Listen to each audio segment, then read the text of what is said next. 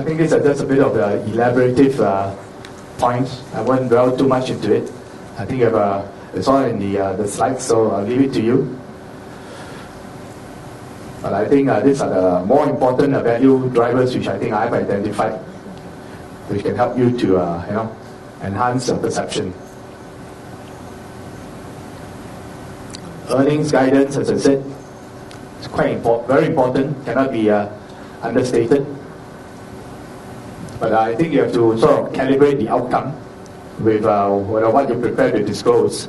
And sometimes, disclosure is also important. You want to make sure that it's not selective, otherwise you get yourself into trouble, and you might be hauled up by the regulators. So I think you have to be careful about the sensitivity of information. So I think as a good practice, I'm quite sure it's practice in SCT as well.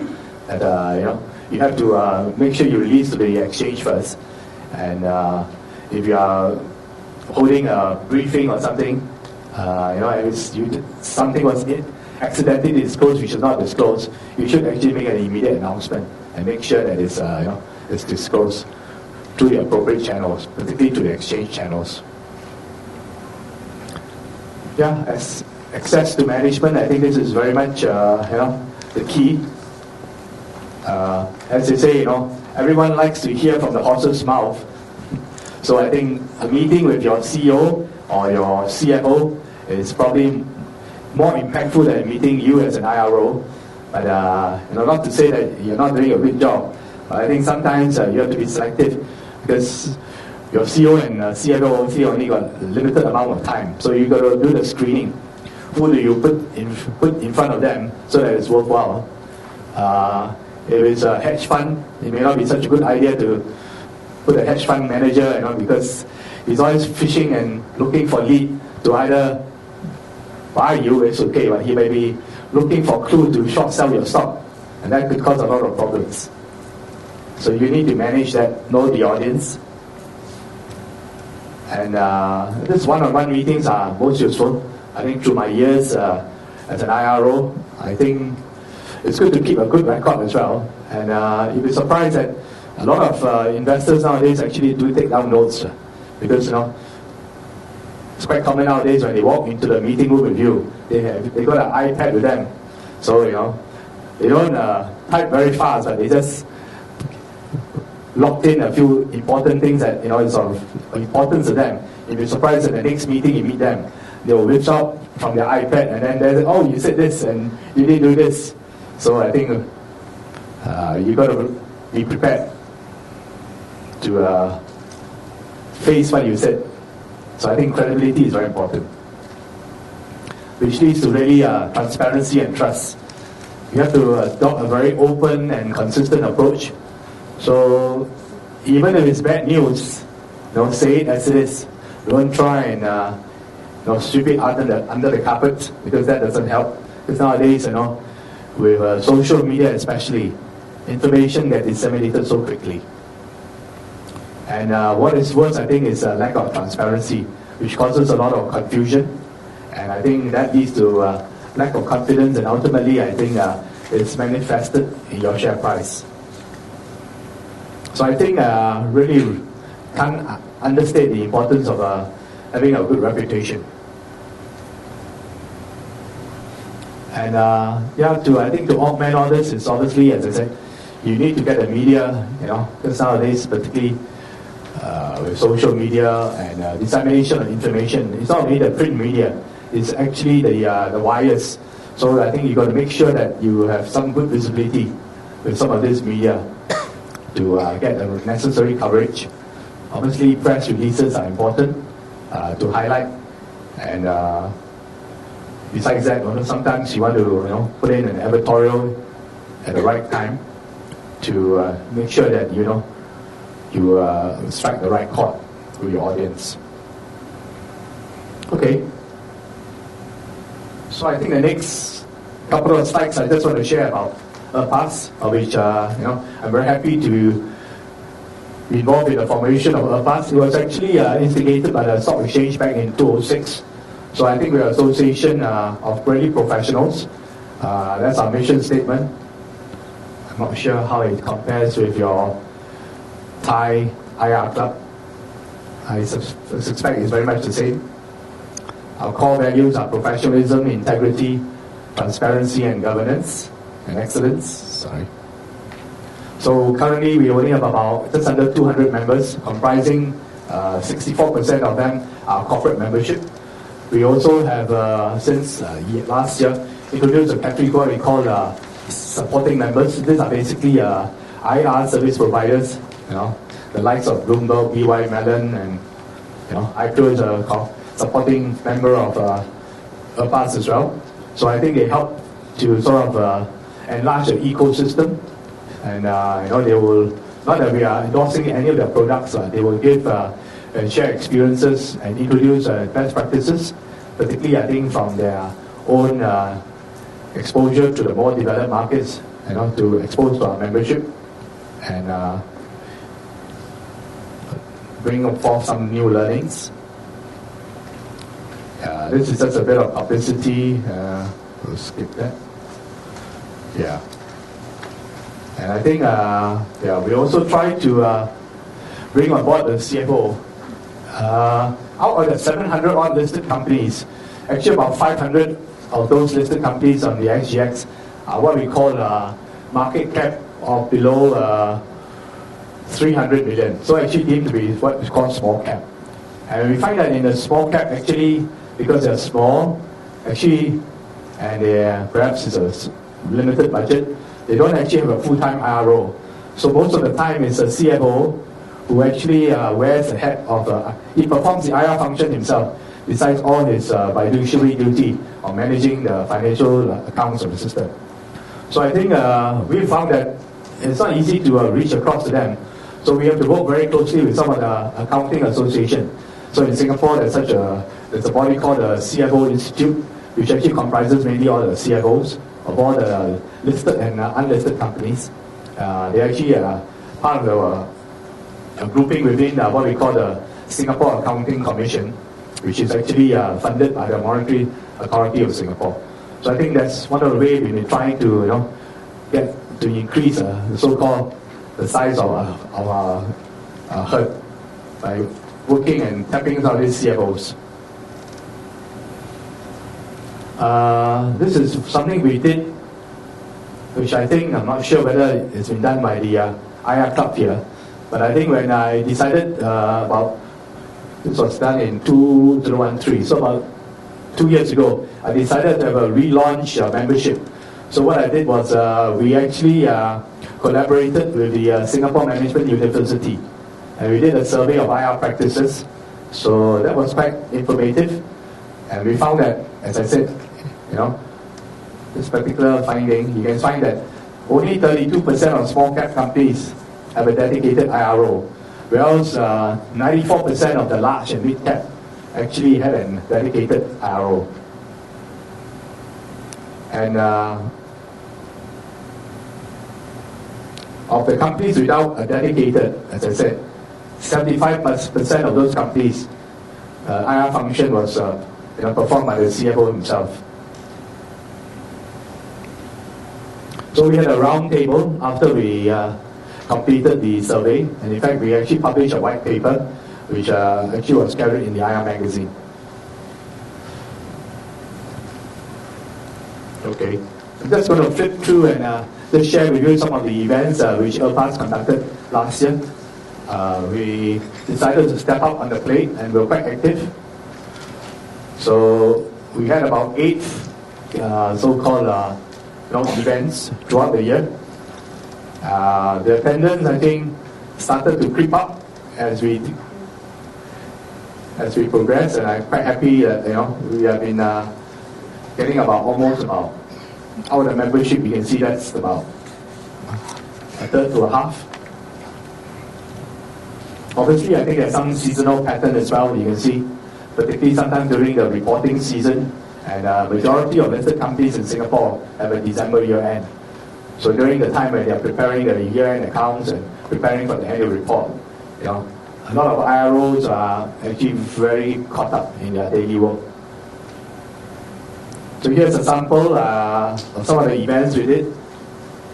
March 2004, We had a fund manager, sharing his perspective, Simon Weston. He's actually an MD of CLSA, particularly more in high yield stocks. The following month, we had one with social media. We had a senior gentleman from Tulchan in London. He was passing through, and we're talking of how social media is shaping the IR scene, particularly in a market like the UK. In May, I think we had an event with a media person. Actually, he's an ex-financial correspondent on Channel News Asia, CNBC, sorry, it was Mark Laudy, and he was speaking on how to prepare yourself for a media interview, how the CEOs get themselves go for media training, how to tell your story. So I think it was a bit of sharing. It went down quite well. The following month, I think we had someone from NASDAQ talking. They actually just conducted a global survey, so they're sharing some of the results with our members of how an effective IR program should be conducted. Then in July, I think we had another of our supporting member. This is Orange Capital. They actually do, one of their main product is a shareholder analysis where you can actually track who owns your stock and the movement in the shareholding throughout the year. So I think the MD himself came down and shared with our members. And then in August, I think this is quite an interesting one. We had a session with LinkedIn. I'm quite sure most of you here have a LinkedIn account. If not, I think I'm quite sure that someone has already linked you up, and it's quite useful to what they can do. So I think we just got them to come and explain to our members, how they make use of LinkedIn and what are some of the features. If you want to be very active, you can do so. And I believe they actually, the regional office is in Singapore. Not sure whether they have an office in Bangkok, but they are expanding very rapidly in Singapore. And then I think October, this is very topical in Singapore. We're all talking about this new acronym called IR, but it's not investor relations, it's integrated reporting, which is something which the UK and the US particularly, I think, have started, particularly the UK and Europe, to try to introduce this concept of integrated reporting, which is more than your annual report. It's actually centered on how a company create value for its stakeholders and how the value is delivered. And so you're talking of sustainability, what are the risks involved in creating a value. So I think in Singapore, I think we are, this is very much an effort championed by the accounting profession in Singapore. They're trying to make Singapore to be the hub for integrated reporting. In fact, I think early this week I attended a workshop organized by the Singapore Accounting Commission on this. So I think it's something that we are probably going to try and introduce gradually. But it's going to be a journey. You can't do it like in 6 months or a year. You have to have the building blocks. So for instance, in Singapore, the exchange has advocated publishing a sustainability reporting. But it was very much on a voluntary basis. And in fact, they just came up with a ruling that by financial year 2017, all listed companies in Singapore should have a sustainability report as well. So I think in time to come, you can see your AR, your SR, and all this, I think, would probably converge into what we call integrated reporting. And I think we then rounded the year off. Now December is a very busy month for people to take a break before Christmas. So we like to hold normally our year-end event for Rapas in November. So I thought we wanted something that could draw the crowd, besides the lucky draw that was. So we got this Heather McGregor. She goes by the pen name of Mrs. Moneypenny. She actually has a weekly column in the Financial Times. So she came and talked about career opportunities for IRO and the market for IRO. So I think that went quite well. If you recall the earlier slide, we had about almost 90 people attending this event.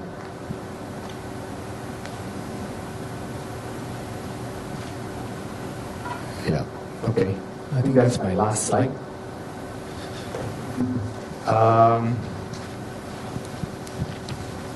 I'm happy to take some questions. If there's any. Is there any questions from the floor?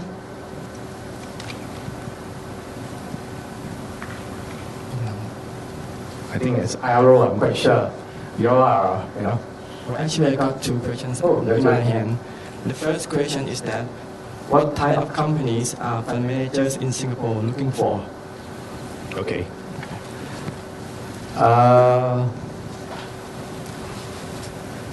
If you look at the pool of money which is managed out of Singapore, I suppose a lot of them actually have a regional mandate.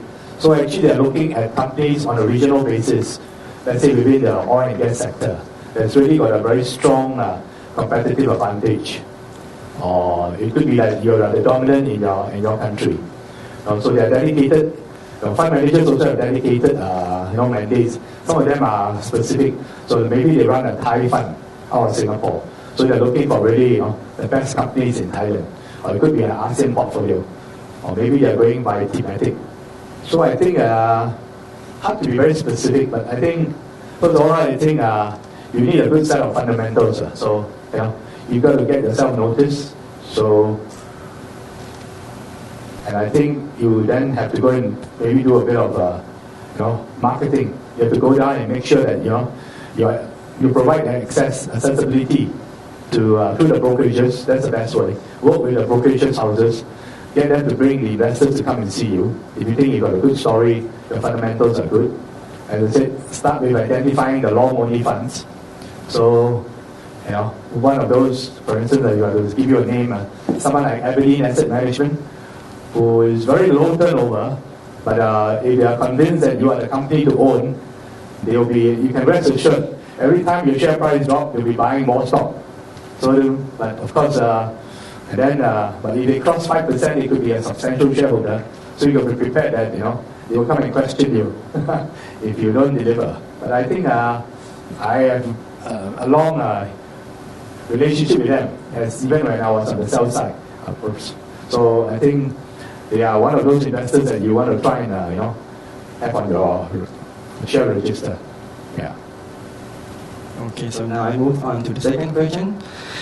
Is there any advice for a company going on roadshow in Singapore for the first time? Any advice, tips, do and don't? Well, I think this question will be touched on later on by both Angela and certainly by Justin in his presentation, because I had the benefit of flipping over their slides. So on the roadshow,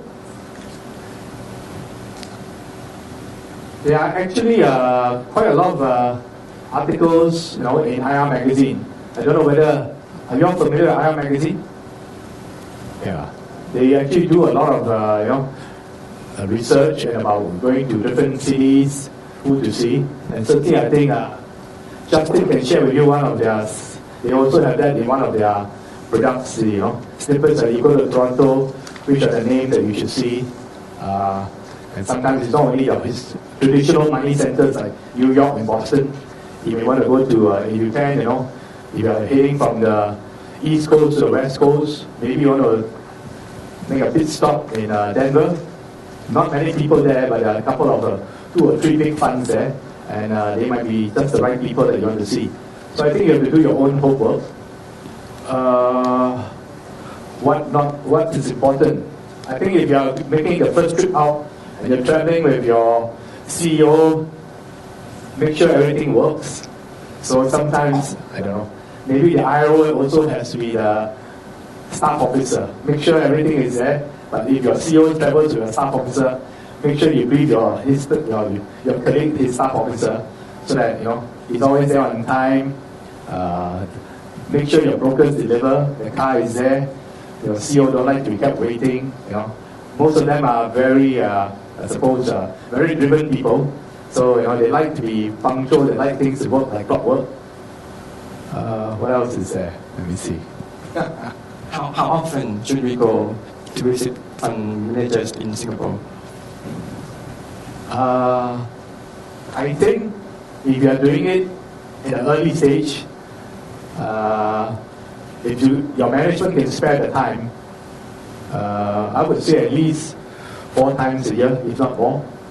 Yeah. But pick the main money centers. So I think you've got to pick the audience.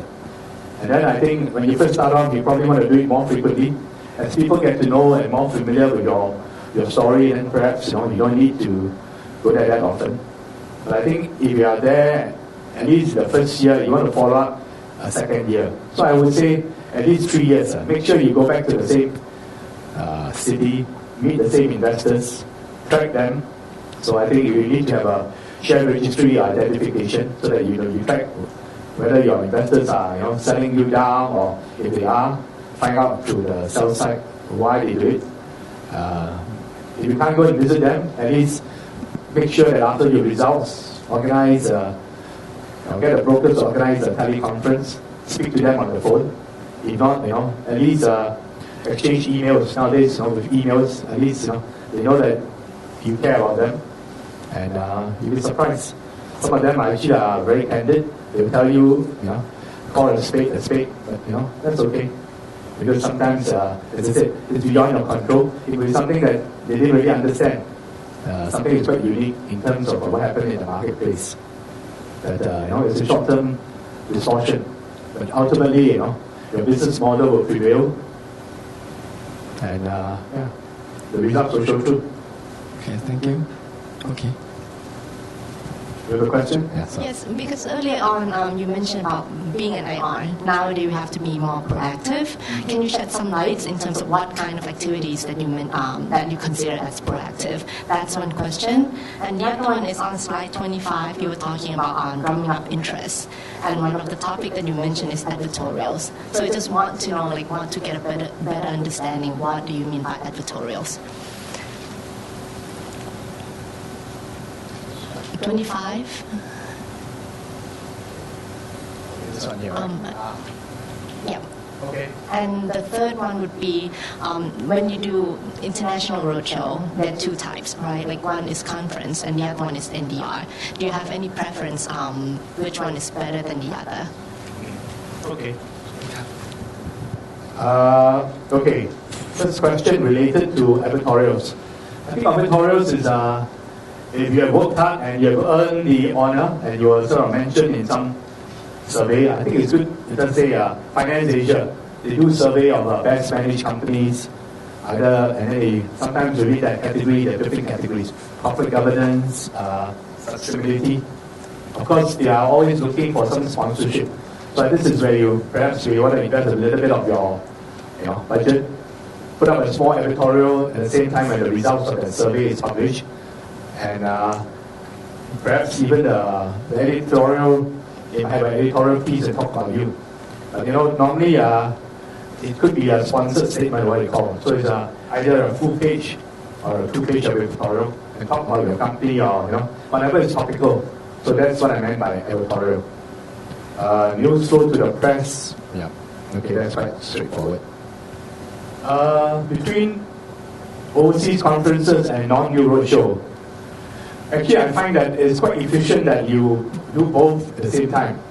So you may want to, if you know of a particular conference that's actually very well covered, because it's where most of the industry peers are, you want to be there, then attend that conference, bring your senior management there. But at the same time, you may want to, let's say, do another city quite close by and get a broker to organize a non-new roadshow. It could be the same broker that organizes a conference, or could use another broker. There's no specific formula. So I've done both. So sometimes you want to be seen that you're also being fair, because a lot of brokers, they also like love and attention. If you all keep loving the same broker, sometimes the other people get left out. So sometimes it's good to spread the love around, as you say. So go to the conference organized by one broker, but get another broker to do a non-new roadshow for you. So this is where perhaps you need to, it comes with time. You know that certain brokers, every broker has their best clients. But after a while, after one meeting, and sometimes indirectly to the client, you can find out perhaps a salesperson in their brokerage house has got something, just a stronger relationship, and then you want to leverage on that. So that one, if you want to specifically identify and break through into this institutional account, then you're going to find a broker that perhaps is very pally with the fund manager, and I think that would be that might just make your life much easier, rather than keep knocking on the door. What was the third question? Sorry. You mentioned about being proactive. Oh, proactive. Okay. I think,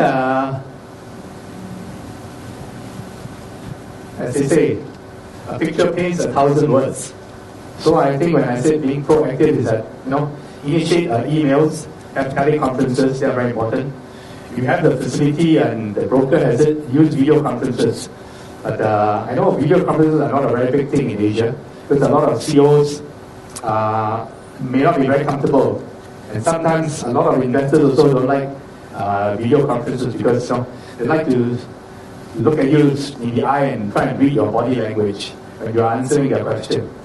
Whereas a camera sometimes, conceals that. But it depends on the industry that your company is in. If for instance, in Campbell-Noë, because we are a real estate company, we are what we call brick and mortar. So for every year, one of my biggest market actually is China. We have lots of projects in China. Either it's a shopping mall or a residential unit that we're developing, or it could be office tower. So since I joined the company, every year, in fact, I organize a media tour. Not only with media, but media and analysts together. And we bring them to one of our cities in China, and normally it's about 3-4 days.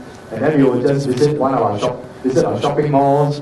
They will stay in my service apartment so they can, feel the sort of service that our colleagues deliver.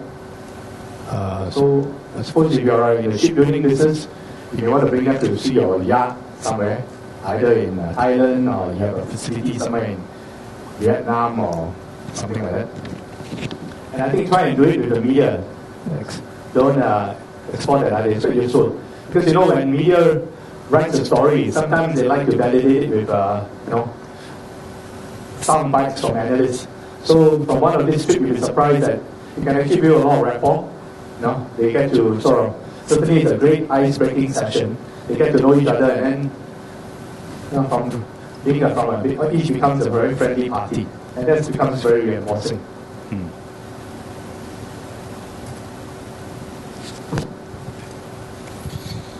Just one question. Sure. Actually, I'm doing the role of CFO and also an IR. Okay. So the question is that for IR society like in Singapore, I think the question is the practice is very well done, but do you foresee that this IR association society they can be into one as ASEAN? Because today we're talking about Singapore, then we're also talking about Thailand. They were also talking about Indonesia. So do we foresee that each country as AEC, which is opening soon, as ASEAN, can we be as one IR for ASEAN? Because in this case, we can be able to share a lot of information among all the IR society people. Yeah, I think so. Yeah, I think that would be our aspiration as well. In fact, I think the 4 or 5 main exchanges, FTX, SCT, Bursa Malaysia, at least it's 3 already, and including the Philippine Stock Exchange. It's already started, that we've got the Asian connection, and recently I think they also started this ASEAN Corporate Governance Council or something like that, which involves only the 100 largest ASEAN listed companies. So yes, I think so. But each of us, I think, has started on a different course. So I think it's a matter of us getting to know. In fact, I've reached out to the Bursa Malaysia, but the difference is that like FCT and Bursa Malaysia, you are so-called supported directly by the exchange. Whereas in the case of ERPAS, we are actually independent. We get a bit of funding from the SGX, but we have to find our own revenue. Yeah, so we are a little bit more constrained. So I have to grow my membership. So that's what my main KPI. Until I hit that critical mass, and then I have the luxury of do more things. Sorry, just one more thing. Thank you for the answer. The thing is, because I foresee that a lot of the Thai corporate now they are expanding to overseas, could be even listed like in overseas or even in Singapore. So that's why we are seeing that a lot of IR is not only like in Thailand, but it can be also in Singapore, part of it in Singapore. So actually, like for example, like myself, I'm a Singaporean, okay, because I'm working in Thailand. So I cannot register as Singapore IR because I have to register as an IR in Thailand. You see, but the thing is that we are expanding also to Vietnam.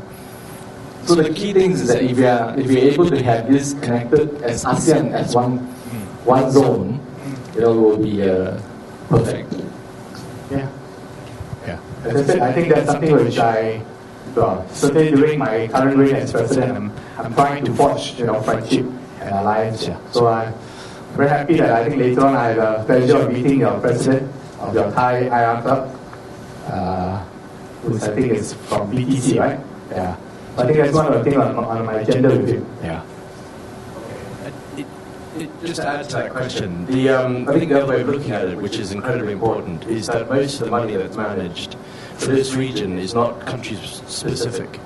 So as IROs, whether what you're talking about I think is a good idea, but as IROs you have to think that you're not just competing against Thai companies, you're competing against companies throughout the Asian region or the Asia region for that capital. There are country specific funds.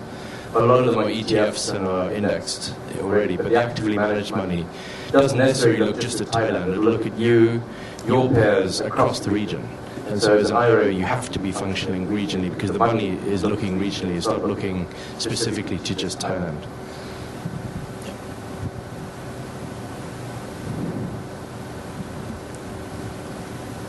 Does that answer your question? Yeah.